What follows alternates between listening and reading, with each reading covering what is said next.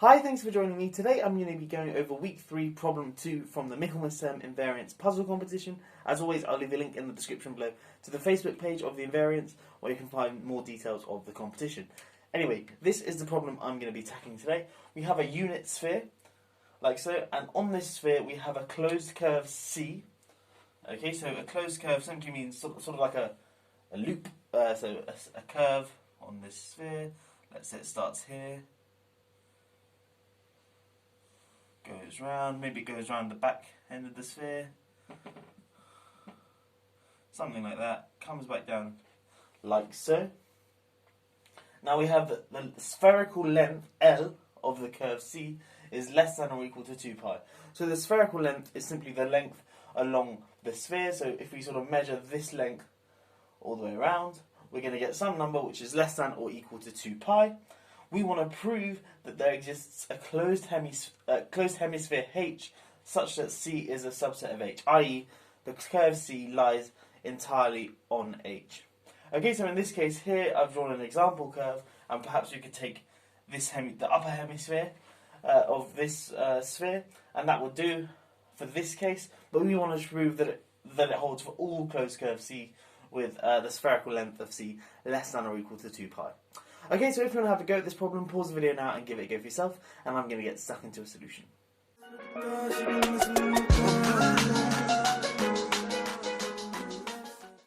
Okay, so what I'm going to do is keep this closed curve that we had before up on my sphere. Of course, it's quite clear that there's a hemisphere in this case, but the argument I provide to prove that there's a hemisphere in this case, you can apply to any closed curve C, with, of course, a spherical length of C being less than or equal to 2 pi. Okay, so what you want to do is go along this curve. We know it has length, a spherical length L of C, which we know is less than or equal to 2 pi. What we're going to do is find any 2 points. Again, there are infinitely many pairs of points we could choose. Let's call it P and Q. So let's call this one here P, and a point here Q. Okay, on the curve, such that this distance here, the spherical distance between P and Q, is equal to the spherical distance the other way around. Okay, so the spherical length of this little curve here is equal to the spherical length of this curve here. Okay, now of course I could have chosen, say, P here, and then the Q would be somewhere here maybe. Okay, but it doesn't really matter which ones we choose, just we need to make sure that this length here is the same as this length here. Okay, now what we want to do is consider the midpoint of PQ. So we draw the straight line between PQ, and we draw it as a dotted line, or a dashed line. And we call the midpoint D, like so. Now remember, we have our origin of our sphere, which is, say, there, and it's a unit sphere.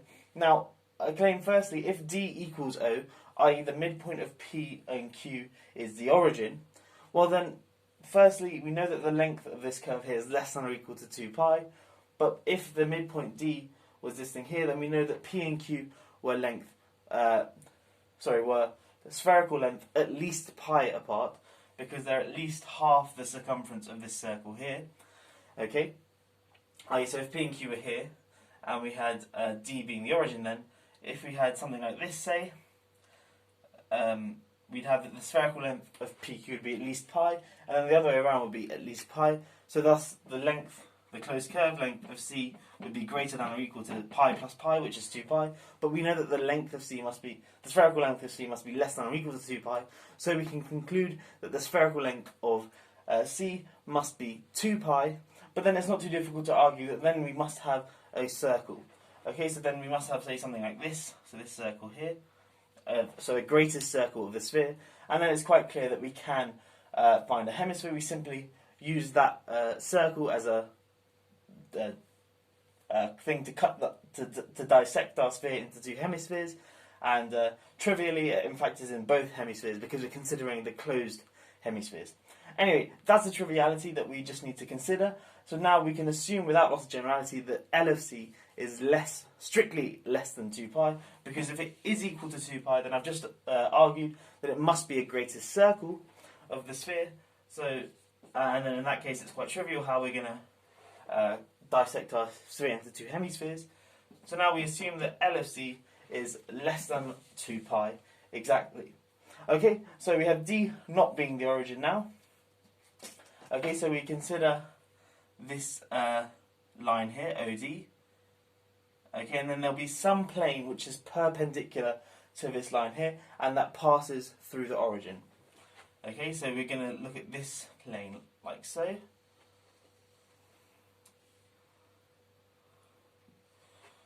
Okay, so this plane here comes through, cuts our sphere, and is perpendicular to the line OD. Maybe I should draw this on for full effect.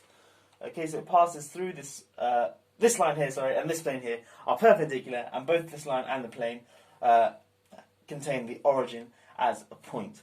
Now what we want to do is show that this is a perfect way to dissect the sphere into two hemispheres, such that the curve C always lies in one of these hemispheres. Okay, so I've added a few things to my diagram. I've got this point here, E. So E just represents a generic point which is on this greater circle here, the intersection between this plane and this sphere, so the circle that's sort of left when you cut this sphere with the plane. Okay, and I've also added the point P prime, which is simply the reflection of the point P against, a reflection along this plane of P. So P goes to P prime when you reflect it along that plane. Anyway, I want to make a few comments, and then we can see, we're going to try and arrive at a contradiction. Well, because E is a generic point on this circle, I claim that E is also not on this curve here, and thus this curve here will be lie entirely within one hemisphere. Okay, so first I'm going to make a comment about E, and then I'm going to show, well, if E is on here as well, then then we'd arrive at some sort of contradiction. Okay, so what is the comment I want to make? Well, let's consider the distance, the length of P prime Q. Okay, and this sort of curvy bar on the top simply means the spherical length PQ. So, the spherical curve PQ, so it'd be something like this. Okay, and we want to evaluate what this is, and I claim that it's equal to pi. And this isn't too difficult to convince yourself why this is the case. Remember, P and Q, sort of when you reflect P in this line here, the line OD, you're going to get Q and vice versa. And then when you reflect P in the line, in this plane here, you're going to get P prime. So it's sort of as if P prime and Q are at opposite poles. Okay, so you could perhaps think of this as like a north pole and this as a south pole, but that's fine. So I don't want to go into too much detail as to why that's the case, but hopefully you can convince yourself. It's sort of like if we just looked in two dimensions, if we had a point here and we reflected it in this line, we're going to get the point there. But then if we reflect it in this line, we get the point here. And these two are sort of opposites, or when you reflect about that line, when you reflect this point about this line, you're going to get that point, and vice versa. When you reflect this point about this line, you're going to get that point. Anyway, this is sort of a 3D version of that. Okay, so these are opposite poles, and it's not too difficult to then conclude that the spherical length between these 2 points is pi, because you can just sort of draw a greater circle that goes around here and then wraps around the back. And of course, the length, the circumference of that circle is 2 pi, but of course we divide by 2 because we're only interested in half of it. Anyway, that's the spherical length of P prime Q.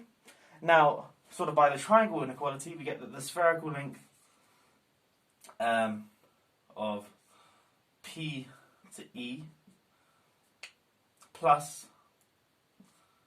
the spherical length of Q to E.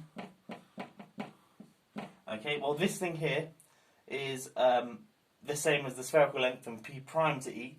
Okay, and that's not just too difficult to see.